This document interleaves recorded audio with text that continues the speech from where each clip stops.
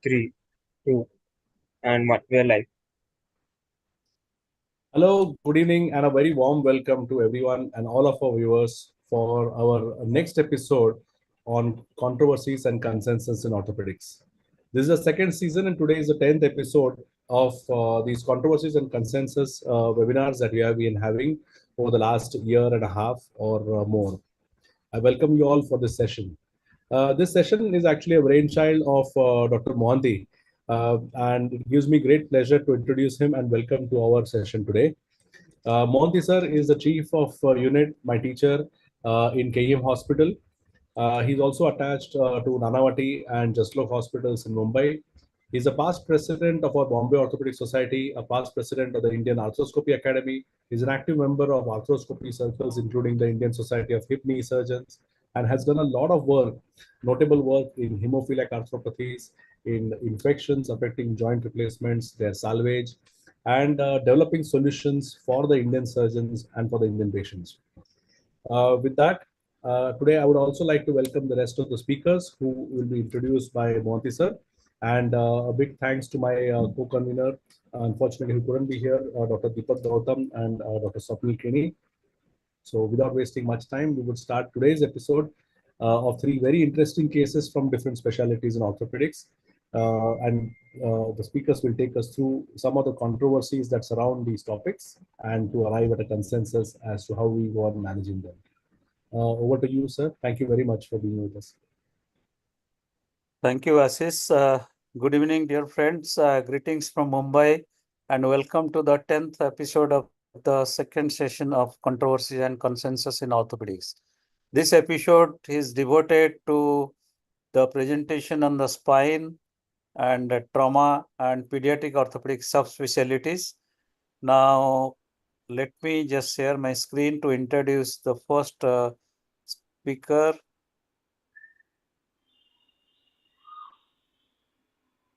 Okay, the first, presentation will be related to spine. And to present that, we have Dr. Nandan Marathe, who has done his MS, MBBS and MS Orthopedics from ZGS Medical College and KM Hospital. And at present, a consultant spine surgeon at Synapse Spine Center in Mumbai. Dr. Marathe's career is very glorified. He was awarded the Pandurangi Award for Best Resident in 2018 and stood first in MS Orthopedics in the Mumbai University. He was done his fellowship in spine surgery from University of Toronto, Institute of Orthopaedic Rijoli, and awarded Best Research Award by North American Spine Society in 2021. And I'm jealous of him because he has more than 150 years with such a short span of his orthopedic career in various PubMed Index national and international journal. Thank you, Nandan, and welcome to this episode of Controversies and Consensus. Now to moderate, we have Dr. Ayush Sharma with us, who is a diploma in orthopedics, DNB orthopedics, and diploma in SICOT, and is a global spine diploma also awarded by AO. He is the head of the spine surgery in the Department of Orthopedics at Dr. Babasaheb Ambedkar Memorial Hospital at Baikala, Mumbai. Dr. Sharma has done Korean Spine Society. He has awarded the Korean Spine Society Best Paper Award in 2024. He was awarded AO Spine Experts Meet Master Program at Okayama Rosai Hospital in Japan. He is a Young Surgeon Forum Award and 56th Annual Conference of BOS. And Dr. Ketan Kurjekar Gold Medal in the 66th Annual Conference of Indian Orthopaedic Association. He is North American Spine Society Research Award 2021 and awarded Indo-American Spine Alliance Spine Fellowship at Cedars-Sinai Medical Center in Los Angeles, California. And SICOT Foundation Scholarship in 2018 also. So many awards. Thank you, Dr. Ayush Sharma, for devoting your time for the cause of academics today. Now I'll stop sharing and hand over to Dr. Nandan Marathe to share his screen and present his case. Over to Nandan, please.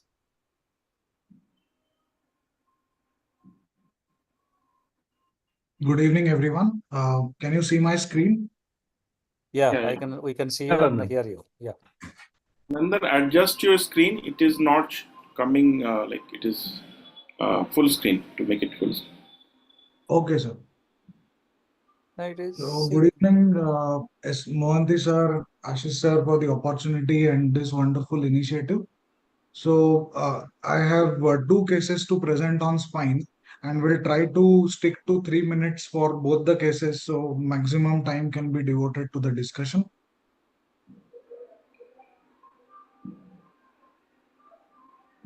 It's okay now. Yeah, go ahead. Please. Yeah.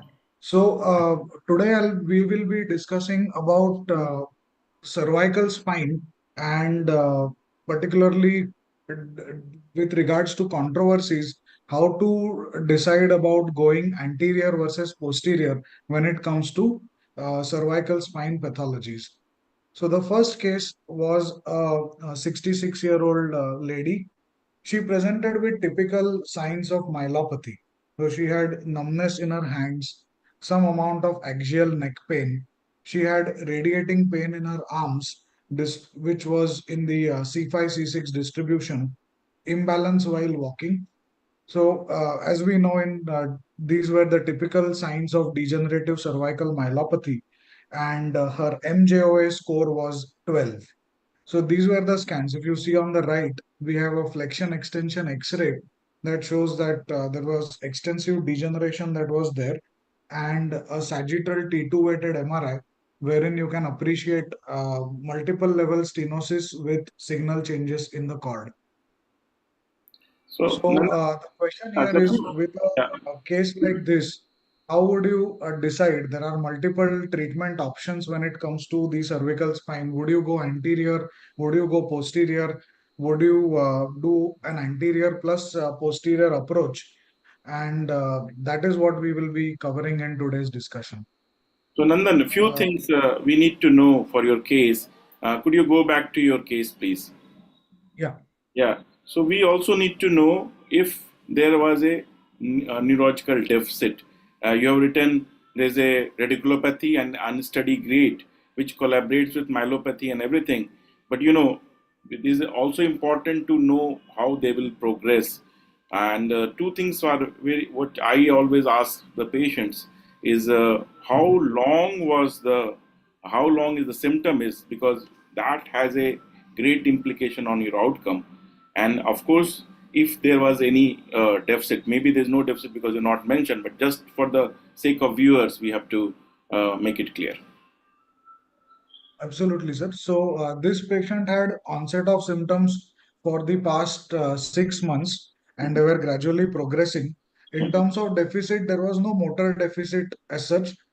She did have some intermittent weakness of the hand grip, history of dropping objects, but on examination, there was no deficit as such. Okay. So I think these are very important things which we, especially in case of myelopathy, because the long symptom if you had, and if you go by any literature, and between me and Nandan, we have 20 publication in cervical myelopathy. So, that is how it has been. We have collaborated over a period of years to have some good publication in myelopathy. So one of the most important determining factor in myelopathy is the duration of symptom. So we need to ask patient specifically, because if that symptom duration has been very, very long, the chances of you getting recovery or patient improving even after a good surgery is sort of guarded. And of course, neurological deficit again, and you look at all the literature, they will tell you if the patient already have a power less than MRC grading 3, again the chance of them improving becomes sort of you cannot predict the outcomes. So these are the two things. And coming to the case, I think I will prefer a CT as well. In this case, I always prefer CT scans.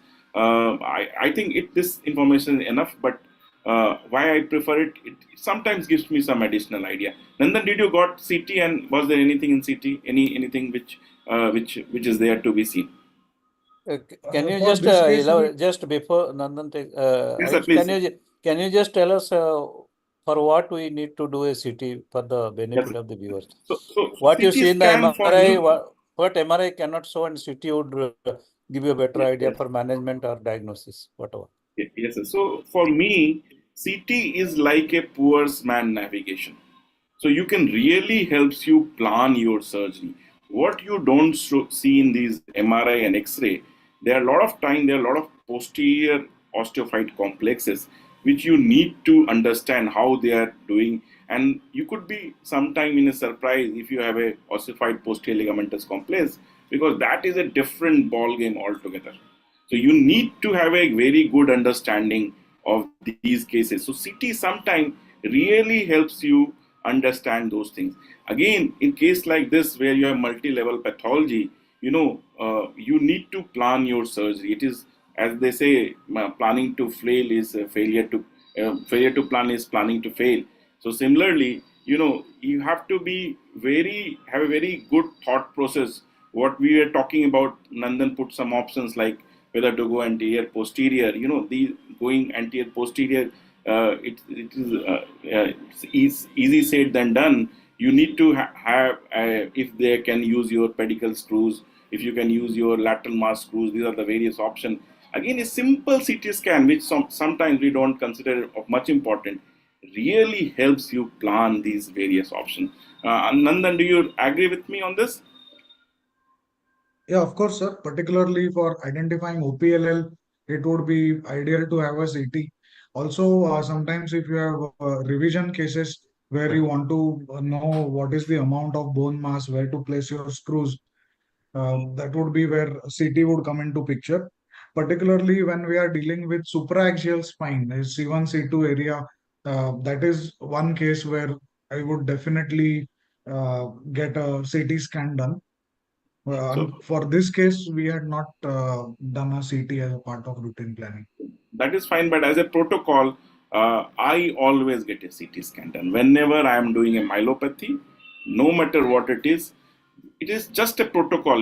Once you are in Yeah. protocol, you make a protocol, you are less likely to miss things. That's it. It is, maybe it will help me in 10 to 15% of the cases, but Yeah. you're getting CT, X-ray, MRI. Let us go ahead.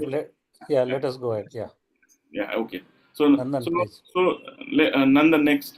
So, what are your options with this case? So these were the options, like an anterior, posterior, and a combined surgery. Mhm, So in this particular case, I decided to go anterior. mhm, This is what we have done. The mhm, rationale behind choosing an anterior approach was the deformity was kyphotic. mhm, The pathology was at the level of the disc. So if you carefully see the MRI, there was nothing much behind the body. So there was no need to do a full corpectomy. And it was reducible on the dynamic X-ray. So in an extension view, the deformity was reducible. So these were the reasons behind doing a multi-level ACDF approach. mhm. And this is what we had done. So there was a C3 to 7 ACDF. There was improvement in the myelopathy symptoms. And we have a long follow-up for this case. The patient is okay at a long follow-up also with no changes of adjacent segment degeneration. Okay, no, it looks well done. I think, especially considering you had a kyphosis, I think there's not much, not much which can be done from, like, especially if you want to correct it. Always anterior is the best option.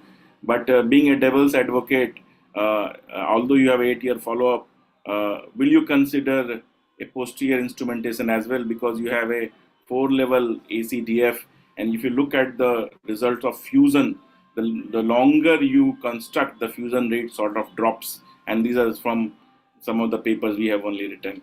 So maybe this is one case. You people are you are lucky, and maybe. But what do you think? Should you have added a posterior as well in this case? Sir, so in this case, we did consent the patient that may require some stabilization from the back. But the serial imaging, there was good. There was no problem in the serial X-rays, and on the CT also there was a good fusion. So the posterior backing up was not considered in this case. But probably if we had done a corpectomy or a multi-level corpectomy, those are the cases where we would definitely go from the back and add some screws. One more indication would be osteoporosis. If the bone quality was extremely poor, that is one more scenario where we would consider going posterior. Yeah. So one of the most good thing in this case, if you look at the CT scan, they have really opened up the posterior element, and that has really helped. So for me, what I see is when I do these cases, it is more to do with releases, and if you release it very well, posterior elements, and you really need to for that burr out one end of the osteophyte to other end of the osteophyte, it really opens up well, and then few good cages, and that is what you see the down CT in the center. Look how beautiful everything has opened up, and that has really saved this case, and that is what has led to a direct decompression. And we have also seen the same thing. But I again, you could go either wise whether you need to add posterior. But there is some suggestion that if you are doing more than 3 levels, it is prudent to add posterior. That is what the consensus are on this case. Agreed, sir. May I ask a Should I? question? Yes, sir. Please. Yeah. Yes, sir. Yes, sir. Uh, Please. Just what happens? Suppose if you do anterior surgery only, do you have anything in the literature? You have experience of long term. Again, it's a degenerative spine. So okay, so degenerative process goes on. So maybe 5 years, 8 years down the lane, they will develop posterior osteophytes or something like that. Then do you intervene posteriorly anytime at a later date, maybe 8, 10 years later?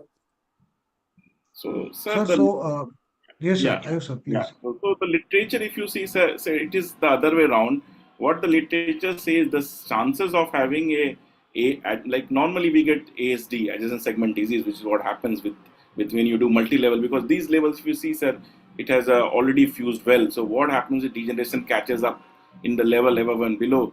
In terms of cervical spine, unlike lumbar, they say the more levels you do, the chances of ASD is less. That is very surprising, and that is what we also feel. So even if you do multi-level in cervical, it is much more forgiving than you doing multi-level in lumbar. And maybe the reason being because cervical is not a weight-bearing spine. That is what I understand. Nandan, anything you want to add to it? Sir, I agree with Ayush, sir, that literature says in multi-level long constructs, the chances of ASD are low. Sometimes ASD is seen on the MRI, but patients usually remain asymptomatic for it. So we usually get away. But what Dr. Ayush was mentioning, sometimes these patients, because there are so many fusion surfaces, they have a tendency to go into a non-union, and that is when we may have to add some construct posteriorly if they keep on complaining of persistent neck pain. Okay. Let us go ahead with the other two cases quickly. Yes, sir. Yeah. So the second case here, it was just a simple slide on when we decide on anterior versus posterior. One of the rules is the modified K line. So the modified K line connects the midpoints of the spinal cord at C2 and C7.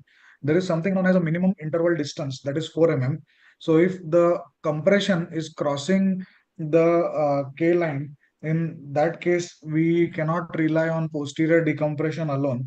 So this is a very important line which helps us decide whether to go anterior, posterior, and if indirect decompression would be enough. So I'll quickly move on to the second case. So this is a post-laminectomy cervical deformity. So if you see, this was a 67-year-old lady, and she had already underwent a surgery, which was a C4 to 7 laminectomy, and the original pathology was an intramedullary ependymoma. This index surgery was not done by us. Patient initially had excellent neuro recovery, so her original symptoms improved. Unfortunately, due to just an extensive laminectomy, she presented with a deformity in the neck. So her main complaints were neck pain and gradual tetraparesis. MJOA score was at a 7, which is a severe myelopathy. So if you see the scans, it was quite kyphotic and the deformity was reducible. Again, the question would be, what are your options, whether you go anterior, posterior, or a combination of these approaches? So again, this case, you need to give us some more on information. Maybe you had, but you're not. Especially look in this case where you want to correct something. It is a correction surgery. No matter what anterior or posterior or combined you decide, you need to have a good look at the bone quality, because that is where your anchors will go. When no matter whatever approach you take. So do we have any information on DEXA, or was DEXA good? Or did you look at the DEXA, or didn't you look at the DEXA? The two additional investigations we did were a DEXA scan, which showed it was osteopenic, and But not we both. also did a whole spine scanogram Okay. just to look at the global alignment. This was a focal deformity. Lower down, everything was okay. Okay. Okay. So I think it is very important to understand that you have a good bone quality, because it is the whatever you do, whether it's the cage which is going to go and correct the deformity, or you're going from posterior and use whatever the posterior, not the lateral mass, but if you can do posterior pedicle screw, again there are few people who do it. Again, you need a good anchor to correct these things. So your bone quality is paramount. If you have a good bone quality, it really saves the day for you. Okay, Nandan, go ahead for the sake of time, and then maybe we can discuss this case. So this is what we did. We did a hybrid surgery at a corpectomy at one level and ACDF one level above below. A fibula allograft was used for the purpose of fusion. The deformity improved quite well. In terms of her neurology, we started off with a MJOS score of 7, and now she is at a 12. So there was good improvement in her functional status also. So this pathology is called a post-laminectomy kyphosis, and the risk of a post-lamic kyphosis is more if pre-operatively the cervical spine is already in a kyphotic position. It's more in longer laminectomies. If you remove 4 or more lamina, C2 and C7 attachments are very important. So when you disturb the muscles at C2 and C7, then the chances of post-lamic kyphosis are higher. When you do aggressive facetectomies, and specific to this case in intramedullary tumors, the paraspinal muscles also may be bad. So these were few of the risk factors which led to this deformity. And when it comes to hybrid techniques, two-level corpectomy would be quite morbid. So it is shown that when you combine a corpectomy with a discectomy, the chances of complications and hospital stay reduces. I do agree with Ayush sir. Retrospectively, when we look at the post-surgery imaging, this was one case where it would have been prudent to go from the back and also add something posterior. But we were not really sure about the quality of bony anchors given the extensive laminectomy. So we just decided to observe her in the post-procedure period. And so far, she's holding out. But we have consented her that in the future, we may need to add implants in the back if the construct starts failing. So in this case, if you can use the pedicle screw in place of lateral mass screw, it is normally a very good tool. And of course, but it's not easy putting them. But if you have either the experience or the technology, and technology really helps in these cases, and you can put the pedicle screw in cervical spine, I think that is really saves the day. And especially when you are correcting so much of kyphosis, maybe it is wise to consider that. So that otherwise looks very good. I think there's still the chord changes are there, and this is something which was already there, but overall the neurology improvement is quite decent for the type of surgery which has been done. So anything from panelists, any question, anything you want to add? Any questions, Milind sir? No. I think we can finish the third case and then we can come back to the questions. Yeah. Quickly finish the third case because we are running short of time. I have only two cases, sir. Just two Okay, cases. Two okay, cases. that's fine. Okay. Okay. So I wanted to ask something. I mean, being a general orthopedic surgeon, in the first case and the second case, what are the fates of the adjacent level? Like, we hear a lot of noise about adjacent level stenosis in lumbar spine. Does the same hold true in cervical spine as well? Yeah, so that's what I was telling. If you look at the literature in cervical, it is the reversal of lumbar spine. In lumbar spine, the more levels you do, the more ASD, which is the segment. Yeah. In the cervical spine, the more levels you do, you get less ASD, and that is how funny the outcomes are. And that is maybe because it's not a weight bearing spine, so you can really get away with doing multiple levels in cervical spine, unlike the lumbar spine. But you have to really restore the alignment. That is the key here. I Okay. think I agree with Ayush sir, but having said that, ASD is real and we do face cases where patients come back. So today is the era of motion preservation. So even in the cervical spine, we have cervical disc replacement, or Dr. Ayush does a lot of posterior foraminotomies also. So those are some of the other procedures that are upcoming, which will negate adjacent segment degeneration. And one last question. I mean, I can see that you have used a long plate. There are these low profile plates, which, I mean, it's like a fusion cage which has got screws built in. Can't you use Right, those? sir. Are they better in restoring the height and this thing, or these are better, give you more versatility in drop? So the in cage with screws are quite better and they offer ease of handling. This was we have now completely migrated to those implants. Hardly use the plate with screws. Our only indication where we are adding the plate is trauma. So when it's a cervical fracture dislocation, those are the cases where we want a really stable construct and we compulsorily add an interbody along with a plate. But for majority of the degenerative cases, we prefer using a standalone cage with two screws. They are equally good in restoring the lordosis, and there is the ease of handling is much more. Much more.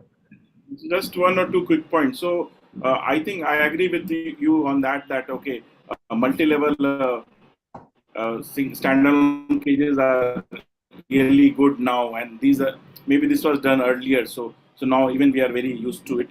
And one of the things, and we today only we have put a paper where the laminectomy how you do also sort of uh, sort of determines how much is the kyphosis going to be.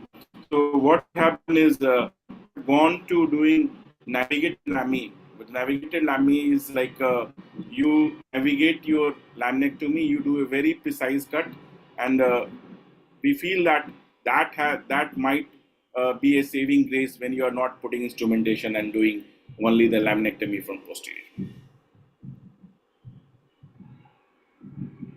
And presumably all these surgeries are with neuromonitoring, Nandan? Sir, we use neuromonitoring for all our intradural cases, intradural tumors, tethered cords, and scoliosis, and also in ankylosing spondylitis patients with fractures. But apart from that, majority of the degenerative work is without neuromonitoring. So the case one, which was a simple, straightforward degenerative spine, was without neuromonitoring. This one with the deformity was done with neuromonitoring. Okay. So let us, I think we are running out of time. Thank you, Nandan, for that Excellent. presentation.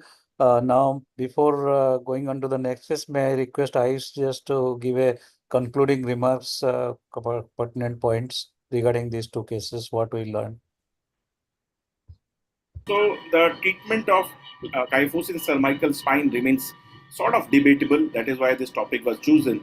But whenever you have a significant kyphosis, and what Nandan told is the K line, you should always look at the K line. If the K line is negative, it is prudent to go anterior because you cannot correct those kyphosis from posterior. And not only it will be difficult to correct the kyphosis, but even it will be difficult to decompress the spine. These two beautiful cases, what he showed just justifies going anterior in these cases. But at the same time, if you are doing a long construct, it is wise to keep the posterior option open, either do it one stage or do it single stage.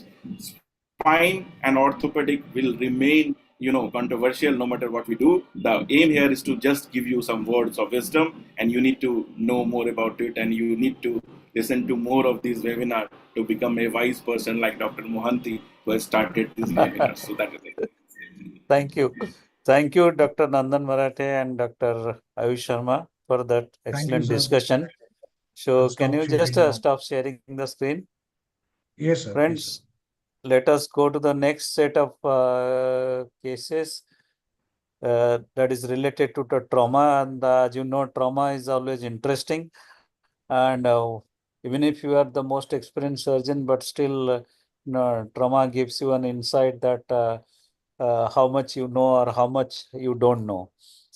And today we have a very senior orthopedic surgeon from Solapur, Dr. Milind Joshi, a very close friend.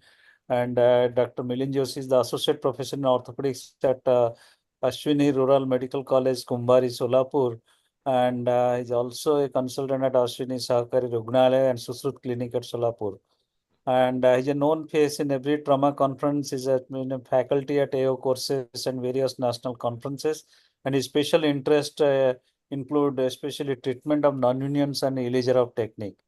Thank you, Dr. Milind Joshi, and welcome to this episode of Controversies and Consensus. And thank you for your time. And we have Dr. Pankaj Pawar. He's again a KM Ortho alumni. Dr. Pankaj is a trauma, spine, and orthoplasty surgeon. He's assistant professor at LTMG Medical College and Sion Hospital in Mumbai for last 10 years.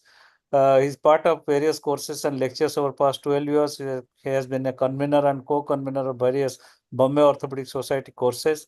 And also his special interests include complex trauma, non-union deformities, and spine surgeries. Thank you, Dr. Pankaj, and joining today. Now I'll stop sharing the screen and request Dr. Milind Joshi to share his screen and present the case. Thanks, sir, for the opportunity. And let me start sharing my screen.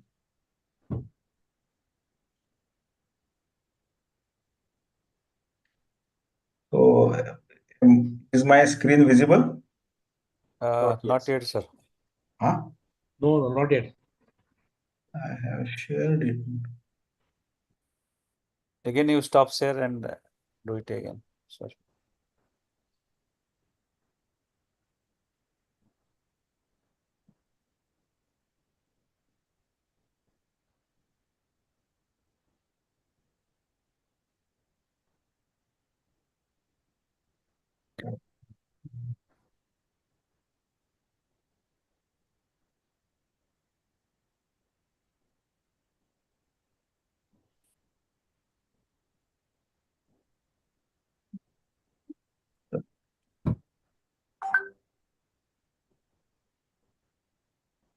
Gaurav, maybe you can make him a co-host. Yes, sir. I'll try that.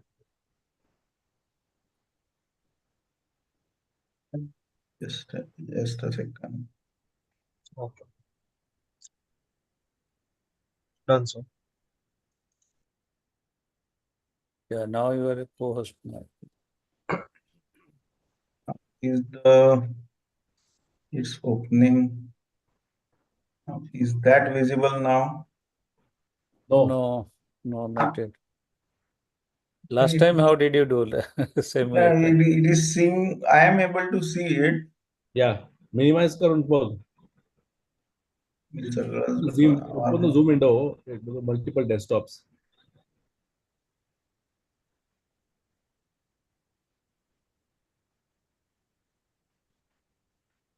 Why I am not able to?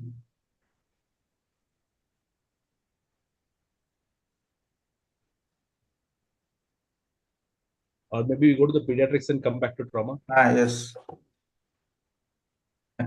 Give me a last chance so that.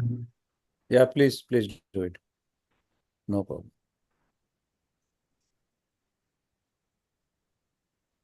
Close it entirely. Stop sharing. But I have. See now.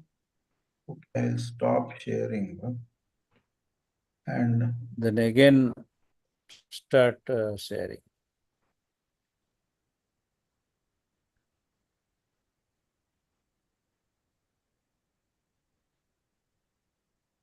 One party. The message I'm getting is one participant can share at a time. So the earlier hasn't stopped sharing or what? I have stopped sharing. Now nobody can see my presentation.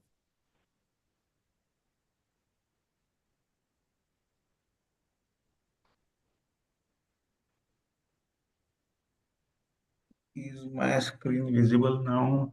Just a minute. Now is it visible? No, Now is it No, visible? no. Then I will. Should I rejoin or what? Because the other day, few minutes back, it was possible to share it. Muskaan, are we you can. ready? Pardon? Muskaan, are you Yes, ready? if you permit, I'm. Okay, Dr. Suresh is there? Yes, Are yes, you? I'm here, sir. Yeah. I think we'll go to pediatrics and then come back then. Yeah. Okay, Okay. I'll just introduce them.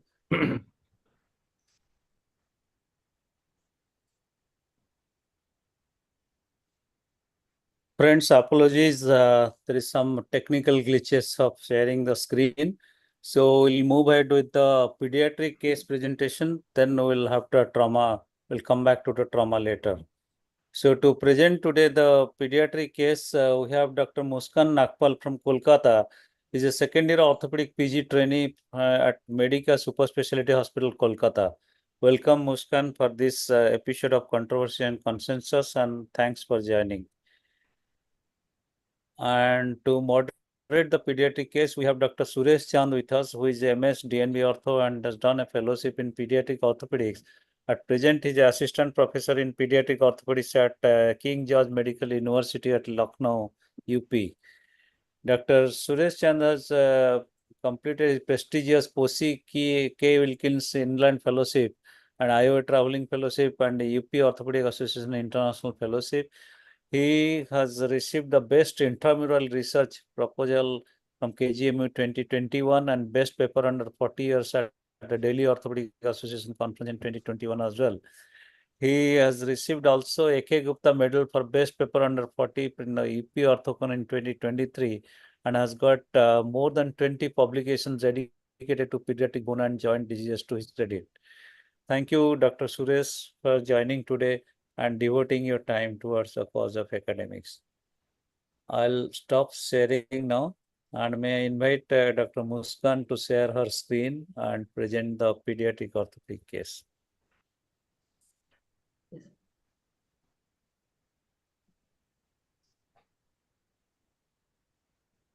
Is my screen visible? Yeah, just make it full screen, please. Yes, sir.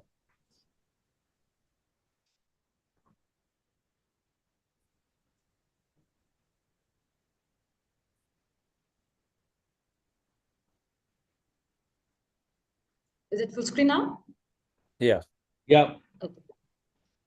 Good evening, everyone. I'm Dr. Muskaan Nagpal, a second-year orthopedic PGT at Medical Super Specialty Hospital. And today I'll be sharing about a management of a gap non-union of a ulna in a case of compound Montague fracture dislocation. To begin with, a brief past history. A 6-year-old female had sustained a compound Montague fracture dislocation, Bero type 1, on 7th of June 2019. She was initially managed by a quag, got infected, underwent multiple wound debridements, had a closed reduction of radiocapitular joint and an external fixation of ulna, done elsewhere on 27th of June 2019. This was her X-ray after 6 weeks. They presented to us 1 year, 3 months since the injury on 2nd of September 2020. A 7-year-old female, right hand dominant, and parents' concern was a bowing deformity of the forearm since 4 months, difference in the girth of the forearm, and a poor arm function. When we examined her, she was afebrile. The scars were well healed. There was no discharging sinus, but there was a varus bowing of the forearm. There was a gap palpable on the ulna about 2 centimeters. The elbow range of motion was full, but the pronation was terminally restricted. The wrist joint was stable, but with a dorsal ulnar prominence. This was the X-ray we had done when she presented to us, which showed a gap non-union of ulna, but with a normal bone density. Her laboratory investigations revealed a normal total leukocyte count, a normal differential leukocyte count. Her CRPs was within 5 and her ESRs were within normal limits. The problems that we had to take care of in such a case was the pseudoarthrosis, a diaphyseal bone gap, and a varus deformity. These had to be addressed possibly by excising the pseudoarthrosis, thinking of a bone graft, the modes of fixation as to using a K-wire, a plate, or a combination, the type of bone graft, and deformity correction that had to be taken care of. You have managed the case. You Yes, have sir. managed the case. Yeah, Yes, let sir, us yes. first discuss. Let's, Dr. Suresh, what is your opinion? How will you handle this case? Yeah, Dr. Muskaan very nicely presented history and examination. Are we seeing the Montegia in this case at present? Is because you said that the range of motion is full at the elbow. Can you show the X-ray Can you again? show the X-ray, please? Yes, sir. Is Yes, it sir. Yes, sir. is it Let us- just a non-union of ulna, or is it really involving the radiocapitular joint also? So when she presented to us, a close reduction of the radiocapitular joint was already done elsewhere. Okay. She presented to us 1 year, 3 months after the injury. So what we are dealing with now is just the non-union of ulna. Okay. Yeah.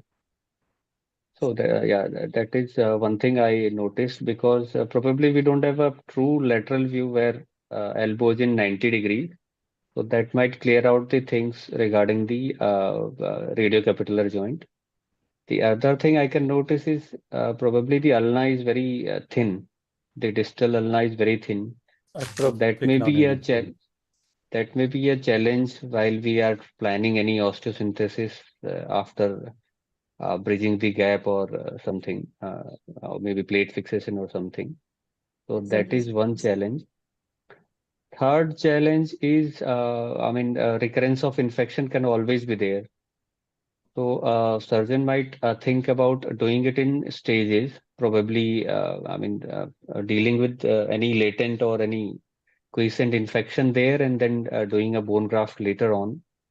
So, like in other places, a mascule can be an option on table. However, considering the subcutaneous nature of ulna bone, there might be, challenges associated with itself. So, with this, things, I would, plan for a staged reconstruction in this, not in single stage, and probably try to, take out all the tissue from here and put a small cement spacer with a antibiotic cement. And on the second stage, try to put a fibular graft with cancellous addition, and maybe put a intramedullary rod and supplement it with a thin plate for derotation stability, or maybe a small JES fixator application. So that is probably my take on this. Mohanty sir, Okay. your comments, please. No, fine. I was also thinking of that same lines, fibula graft and all. But even if intraoperatively you find there is no infection and the parameters being normal, would you still go ahead with the two-stage surgery for safety sake, or why not go ahead with the single stage fibula graft? Yeah, I and mean, all? it's difficult to say at this stage, because one thing favorable is she has no clinical symptoms of infection and there is no active discharge here. But there are scenarios, there have been scenarios where the question infection flares up and we lose that surgical attempt and we lose all the graft, which is so it's not, my personal choice would be go on 2 stages. There is not more than 6 weeks of gap is required. So I'll prefer definitely a staged procedure here. Ashish, any comments, any suggestions? No, I think I was wondering about the same thing, how to fill the gap. I think I agree with Dr. Suresh. I was just Just, wondering whether we need to bring in any vascularity. uh, We are going i- to put a graft. Okay. is So there at any? the No, okay, go ahead. Sir, I think I mean vascular fibula will be ideal, but I mean it will be too. I mean technically it will be too much. So gap Challenging. is not that much. I'm thinking like an Gap. adult surgeon. Okay, so just pardon me for that. No, sir. The gap is not that much, so we might attempt the I mean usual fibular graft and maybe get away with that only. Any role of distraction osteogenesis in children? So I mean Putting it, yeah, that is possible, but forearm because of two bones and all the complex thing, it might be difficult. And the distal the longer part of diaphysis is very thin. yeah. So that will be probably a challenge. So it is, I think, I don't. She was showing some measurements. How much was the gap?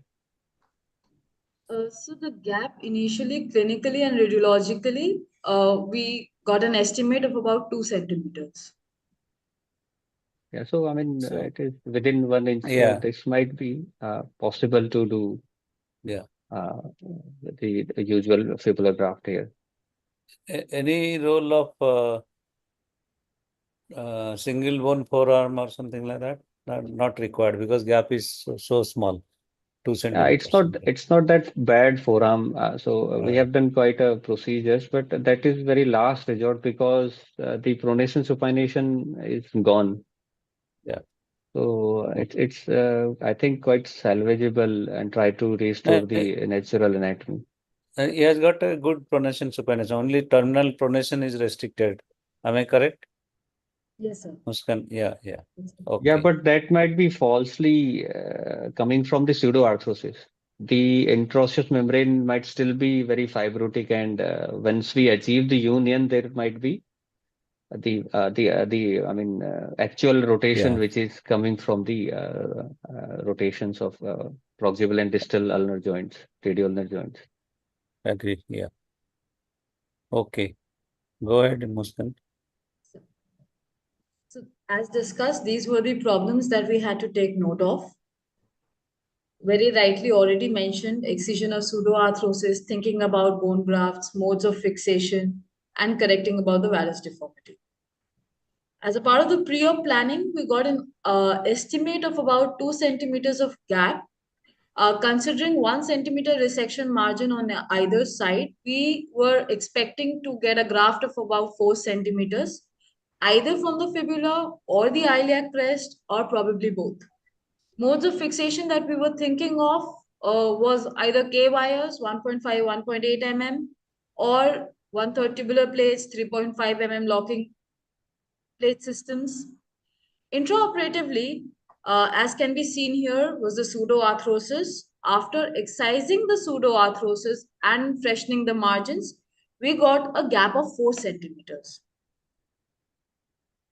To summarize what we have done, we'll go to the intra clinical pictures also. But just a summary of everything, we were expecting a 2.5 centimeters of gap. After freshening the margins of the fracture ends, we got a 4 centimeter of gap. So what we did was we took an ipsilateral fibular strut graft, about 4.5 centimeter.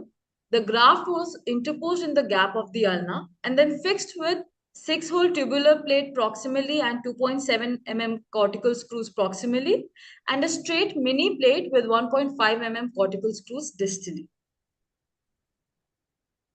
A 4.5 centimeter non-vascularized ipsilateral fibular strut was taken, incorporated into the bone, and then fixed proximally with 2.7 mm cortical screws and distally with 1.5 mm cortical screws, as can be seen here. These are the intra-op Shyam pictures. One minute. So, Now, on this fixation, I beg to differ because there is a possibility of stress riser or stress fracture. You might have good result. Just for discussion sake, I'm asking Doctor, so what do you think? Between two plates, Why not a single long plate yeah, bridging whole that's what. thing? So the Yeah. single long plate was not taken, was not the first option because of the differential diameters of the proximal and the distal part, as mentioned by Sir also. The No, distal because shaft was you way could have thinner. used the smaller plate in the whole segment because radius is intact, and you could have supplemented with I mean maybe a splint or a plaster or something, Or because you dual just fixation. Sorry, yeah sir. Dual maybe a fixation, like you told, intramedullary intramedullary, something. yes, yes. But the distal fragment, I don't know how far the medullary canal is good or not. So the medullary Distal. canal distal is very thin. Yeah, that might be the challenge. Yeah. And one single long plate, one reason was the differential diameter, sir, and the second reason was availability of that long implant plate that time, sir. That was another reason. Okay. Okay. Please go ahead. Please go ahead. Yeah. So, so as seen in the immediate post-op X-rays and the follow-up X-rays at 6 weeks and 8 months, the graft was well incorporated, implant in situ, alignment maintained, and the donor site was healing too. At 3 years of follow-up, the ulna was fully consolidated and remodeled with the implant in situ. There was restricted terminal pronation still. The forearm length was 1 centimeter short as compared to the opposite side, but there was no residual deformity. Considering functionally, the Mayo elbow performance score was 100 at 3 years of follow-up, and the quick dash score was a 6.8, giving excellent functional outcomes at 3 years of follow-up. So to conclude, I would just say gap non-unions can be difficult to manage. Fibular strut graft is a good way of getting this mechanical strength and filling in the gap. Intramedullary devices are a good option, but they may not give the rotational stability, and hence plate and screws should be kept as backup. Did you put a subperiosteal or extraperiosteal? It seems a subperiosteal graft. Sir, it was an inlay graft. No. Did you retrieve the graft? Means keeping the periosteum intact there? Yes, sir. Or, The periosteum was kept intact. yeah. Yes. So the advantage is that there is a formation of fibula again because Yes, you left the periosteum intact, sir. isn't it? Yeah. The follow-up is Yeah. very nice. So when do you recommend implant removal? Because we are all concerned regarding the stress fracture Growth. fractures. Yes, sir. Sir, at 3 years of follow-up, she does not have any difficulty with the implant inside. The fracture is also well healed. So we've offered she can get the implant removed whenever she wishes now. So she'll probably get it removed in one of her vacation times. It depends on her wish or your wish. No, sir. From our side, the fracture is Do- well healed. The Do graft you is well suggest? on. Do you suggest implant removal to the patient? Sir, in this case, she's already undergone multiple surgeries. So it has its pros and cons. The pros of keeping the implant inside is because there's already a lot of fibrosis that has happened inside because of multiple OTs that she's went through. But the con is that it may act as a stress riser. So that option has been offered to her. In at least in pediatric ortho, there are I mean very limited indications of keeping the implant for Yes, sir. lifelong. Yes, Otherwise, sir. you should always advise. They might follow it or they might not. But as a Yes, sir. clinician, I will always advise. There might be multiple factors, social, economical, or whatever. But from clinicians' advice, implant removal advised, this should be done. So that's Yeah. my take on this. Yes. Yeah. Excellent case, excellent outcome, and thanks for presenting the follow-up, which is extremely important. One must present the follow-up with function and final X-ray. That was very good in this case. Thank you, Muskaan, for presenting the excellent case. And May I ask Dr. Suresh to give your concluding remarks? Yeah, so in this case, I would say to because we are discussing it retrospectively, primary management plays a very important role in subsequent outcome. So this was treated by quack, then went to some other person, then came here. So one good thing was radial head was reduced, so it made the job easy at the second stage. And thorough planning is important in dealing with such cases. Keep all the implants available at your OT. And like in this case, they had already done gap measurement and all. They had done a kind of planning. So that is good, important. And small things and techniques of taking out the graft from fibula, like keeping the periosteum intact and putting it very nicely. And small surgical tips make the outcome better. Otherwise, many times the fibula lyses and the whole of the graft is gone. And a good follow-up, and this thing is necessary in having a good outcome, because most of the kids are naughty and sometimes they break your all the efforts. So very nicely presented case, and this is very good case presentation from a PG second year, I must Yeah, say. that's what we appreciate. That as a second year student, you have really presented so nicely. Thank you. Thank you, Muskaan. Thank you, Dr. Suresh Chand, for your time for discussion. Let us move ahead with our trauma case. You are ready, Milind, sir? So I You will, can give. Yeah, you can share your screen. yes. We can see that Dr. Venu is there to help you. Yeah. Now, Good evening, sir. Screen visible now? Yes. Yeah. Full screen done. Yes. Yeah, full screen kara. Okay. Right. Yeah. So,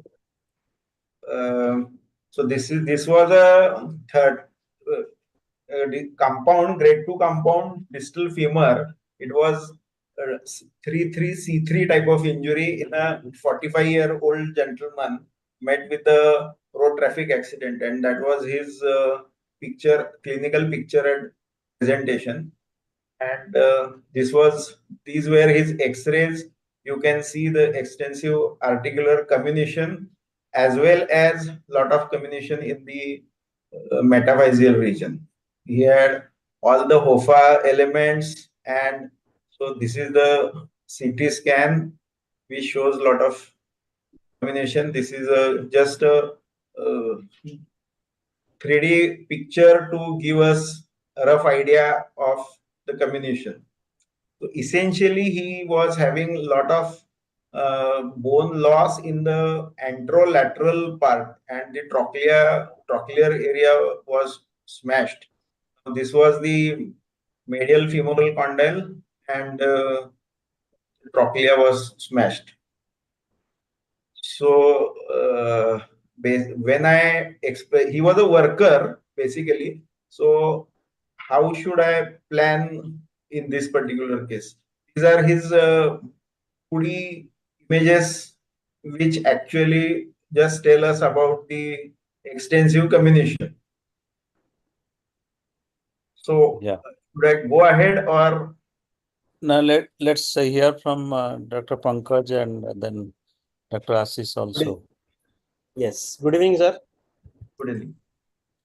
Basically, this is compound grade 3 fracture, grade 2 fracture Yeah. with severe combination in the articular area and the metaphyseal area. So basically, this is a heavy, the trauma is very heavy with the internal bruising and comminution. So we have to see first any signs of neurovascular status, that is the distal pulses. That was intact. Any signs of compartment, yeah, that I have to keep in mind. If, there are very high chances of distal neurodeficit in these cases. Second thing, there is any other joint involvement because this is a heavy injury, so probably a spinal involvement, pelvic fractures, that I have to rule out. We have to stabilize the patient first. Vitally, hemodynamically, patient should be stable enough to undergo the surgery, because it is a compound fracture. We have to manage as early as possible. We have to debride everything, remove every dead bone, remove any dirt or any infection inside the joint or probably inside the comminution area, and stabilize the fracture. So the patient should be hemodynamically stable to undergo the surgery. The parameter should be vitally stable, and then probably if everything is normal, which I presume everything should be normal, and patient should be taken in emergency as soon as possible. So my main work is to understand how alignment is, how the bone quality is, and the CT scan also depicts there is severe comminution. So my main aim, principle of management is to get an articular reduction as congruent as possible, because that is the main crux of this fracture, because the comminution in the metaphyseal area, which we can address probably later on also as the infection settles down, or the vital, if the patient is vitally stable. But the articular reduction with minimal screws, minimal KYs, whatever implant which is possible, which is available, we can just maintain the articular reduction and span the metaphysis, probably with the fixator or the LRS, or the even ring fixator. So that is the management options for emergency basis, to get an articular reduction first, debride everything, thorough wash, debride every muscle, debride every dead bone which is devoid of any attachments, see the vascular status, see the nerve and vasculature around the metaphysis or in the comminution area, see the joint involvement, see any intraoperatively there is involvement of the any knee injuries also, even in the joint involvement also, give a thorough wash in the joint also, and probably the area of contamination which is there, you have to open the area, remove every dirt which is there, because even the clinical picture shows which is very a small wound. It is not it is not a vast, probably a 10 centimeter wound. So probably you have to open that wound, debride everything, and probably a Schwarzbachler approach to see how the joint is also, and then probably decide how to fix the comminution and address the metaphyseal comminution at a later stage. Right. So what happened was, the problem with this patient was, I was not able to tell him what outcome he is going to get, what knee range of motion he is going to get, whether he would require one surgery, two surgeries, or even three surgeries. So actually that took 5 days for them to come to a conclusion, because when such a case comes, they keep on window shopping, and then finally they decided that they permitted me to go in. So I opened it, and you can see that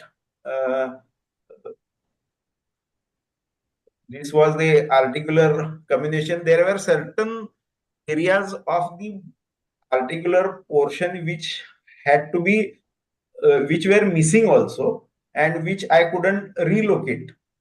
So whatever was totally devoid of soft tissues, these things I had to remove, and I tried to preserve few articular things which were vitally important. So at the end of my procedure, so this much area is the area where there was no bone.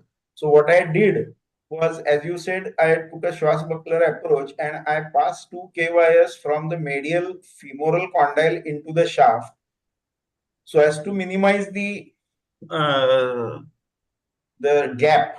And I tried to fix the HOFA elements and applied a routine fixator, and over this I applied a VAC also. So that's the picture. That's the radiograph, post-operative radiograph with bone cement, which was used to fill the void.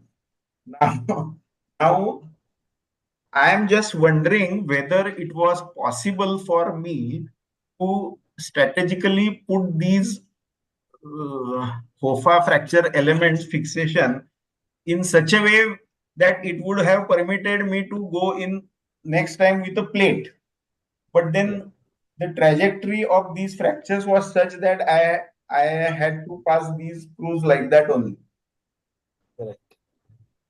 If I would have used, there were too many screws which I had to use. So if I use a distal femur locking plate now, I don't have adequate hold, and probably I'm not very sure whether So I think best job done with minimal Yes, sir. Yes, sir. fixation in presence of compound fracture. Means articular congruity reasonably the has been problem was restored so I tied nicely. over this situation, and then after 2 months, the wounds were absolute. The wound was completely okay. So this time I was in a dilemma whether to put in a variable angle distal femur locking plate and a additional medial plate. Ashish, your comments Sir, on this Yes. fixation. Yes. Sir, is the I think cement is mixed with antibiotic or is it like Yeah. without? But that was empirical. That Okay. was empirical. It was with Vanco and Meropen. No, this is actually a primary, like he's attempting a primary masculine, which is a very good idea because articular surface is good. And the best part for me is that it is not hyperextended. I mean, it is not the distal fragment is not in extension, is not in flexion, and you are able to get a very good alignment. It's just that maybe you could pack more cement on the medial aspect to create a medial strut as well. Yeah, there. Is it polymethyl methacrylate cement or PMMA. Yes.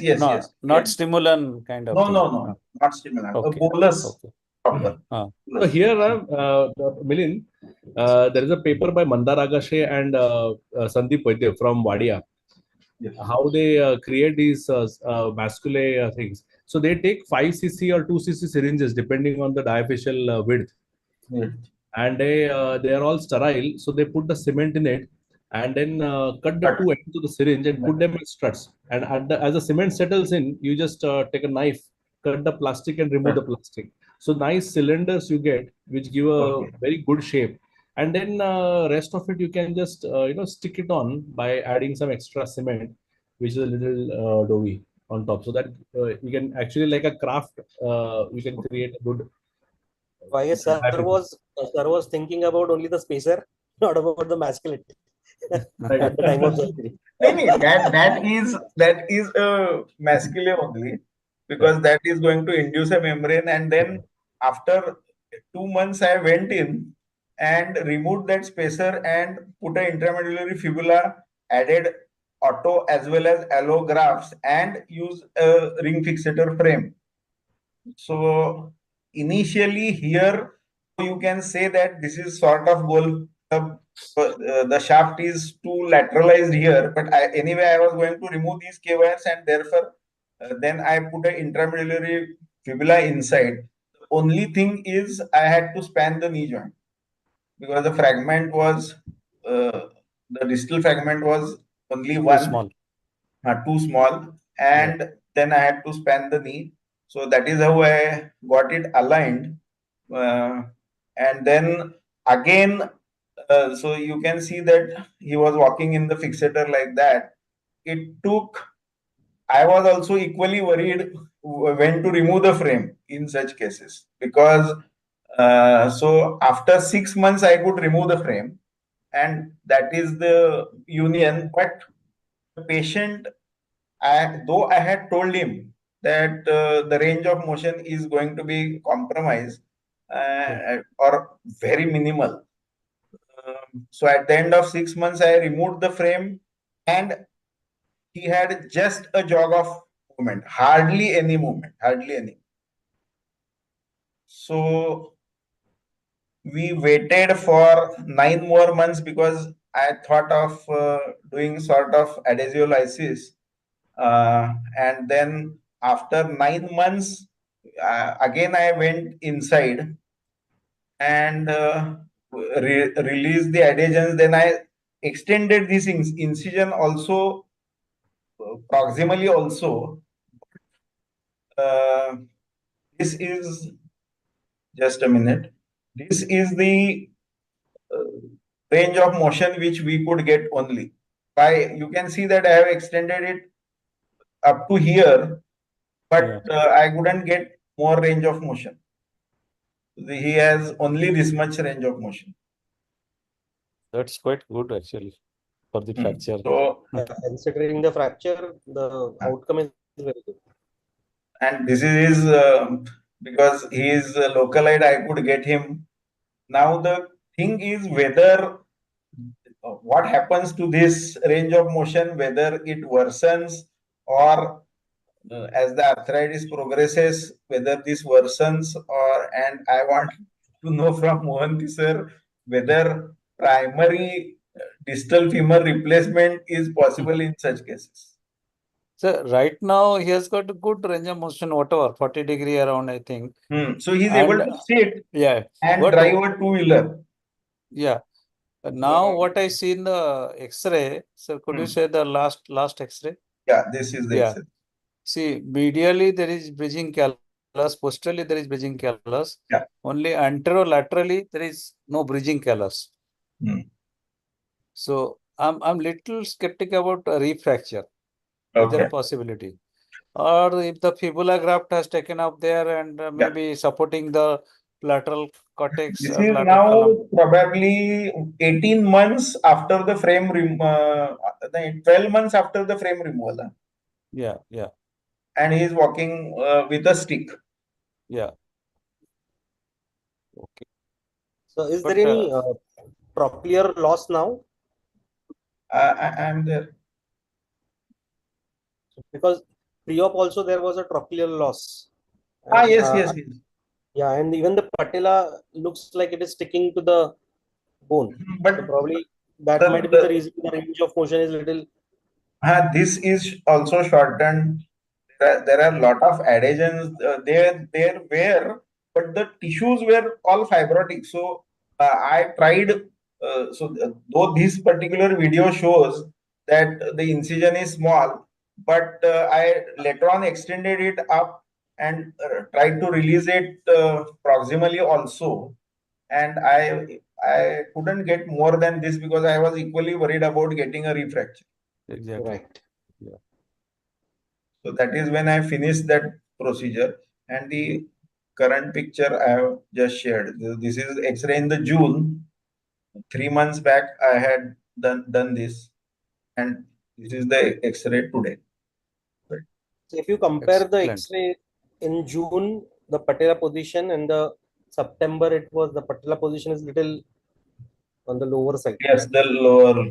Maybe that's because of release. Yeah. it depends upon the flexion. Yeah. Right. Did you do a VY-plasty of quadriceps or only? Sir, I was actually, if we see, he has some extensor lag also. So I am asking him to work on that. That is why I did not do it, because I was worried about the further weakening of the quadriceps. Yeah. And that also results in patella baha. If you do a VY-plasty, that is the thing. Right. Excellent outcome. Ashish, you would have managed in a different way or a similar way? I mean, ghastly injuries. Actually, I would have managed a little differently because I don't do Elizaro myself. So I would have taken the help of a colleague who does Elizaros. But Elizaro is a better choice, or plating would have been better? What internal fixation? Right. So, as I said, because I don't do Elizaro, then that's why I would err towards dual plating, get some meat. Once the initial fixator period is over and there is no infection, like a primary mascule, I would have probably preferred to have internal fixation. So maybe get a chance at getting his knee moving a little early than what the fixator time permitted. But, these are all ifs and buts. Yeah. I mean, Again, you are worried about infection when you are trying internal fixation, worried about infection. At least fixator helps you. Yeah. That okay. So, one of my question is if there is arthritis, knee arthritis, probably in few years, probably he might develop arthritis. So if the fibula is intramedullary, so how to proceed with the total knee? Extramedullary implant or robotic surgery or navigated. Okay. Actually, the role of navigation and robot is extramedullary deformity, extra-articular deformities. Yeah. It's really helpful. That is the thing. Or surgeons like us who are not very much into robotics, we use extramedullary jig to align the femur. Take a 6-degree valgus cut. Stop sharing. Excellent case, sir. Excellent case. Excellent outcome. Pankaj, can you give a concluding remarks on this case? Yes. Just So how to handle this kind of comminuted compound fractures in the periarticular region. So excellent case actually. Considering the combination and the articular combination, the outcome is really well. And considering the age of the patient and the requirement of the patient, as the patient is a laborer by occupation, so he wants a stable joint and the moving joint. So basically, the in these scenarios, the articular combination is such that you try to restore articular continuity as soon as possible with minimal implantation, which is possible, like the KYS or the screws which are available, and span the metaphyseal combination. And later on, if the infection is settled down, if the injury is settled down, to probably decide what the stability options which can give either internal fixation or the external fixation in as a definitive stabilization. If the articular continuity is maintained, the reduction is maintained, then probably you will end up in a good outcome as the articular combination is restored. In this case, patient has a good outcome. So the metaphyseal combination probably can be dealt later on. So the main crux is mobile joint, stable joint, and as the patient is young patient, so they want all these things. So probably a good articular reduction will give you a good outcome. And yes, infection is the main crux in this patient. So debride everything which is there, remove every dead bone which is there in the primary surgeries, and probably you can get a good outcome with this. Thank you. Thank you, Thank you, Dr. sir. Milind Joshi and Dr. Pankaj Pawar for that excellent discussion on this, complicated trauma. Now, friends, we have run almost 17 minutes beyond our time. And today, this was an excellent session that we had cases on spine from Dr. Nandan Marathe and Dr. Ayush Sharma, trauma, and Dr. Milind Joshi and Dr. Pankaj Pawar, and Pediatric Orthopedics, Dr. Muskaan Nagpal and Dr. Suresh Chand. And that's really personally, at least I learned a lot from these 3 cases. And I hope you enjoyed this academic event today. And we thank Dr. Ashish Phadnis for moderating this case for moderating this session. And we thank OrthoTV, especially Gaurav, who is there present, and Dr. Ashok, Shyam and Dr. Neeraj Bijlani for, for helping out with the logistics. Now over to Dr. Ashish Phadnis before we close this session. Thank you very much. And thanks to all the speakers, Dr. Milind Joshi, Dr. Pankaj Pawar, Dr. Suresh, Dr. Muskaan for joining us from all corners of the country, Dr. Nandan and Dr. Ayush Sharma. It was a good mix of controversial cases, and where step by step reasoning was carried out and made things very simple in managing these complex controversial problems. So true to our term, our theme, controversies to consensus, we have moved from controversial cases to arriving at a consensus to manage them. We will be back in a couple of weeks' time with different topics and different controversial cases to continue. Please log on to OrthoTV and let us know your suggestions, and let us know your suggestions even in the chat box. This will be open for all to view. So I would like to thank everyone once again, and thank you, Mohanty sir, for inspiring us and encouraging us to keep on doing this for the last 2 years now. Thank you very much, sir. Yeah, in 2 weeks' time, we'll be back with arthroplasty, sports medicine, and tumor cases, musculoskeletal oncology cases. Thank you and good night to you all. Thank you, sir. Good night, sir. Thank you for the Thank you. opportunity. Good night. Good night.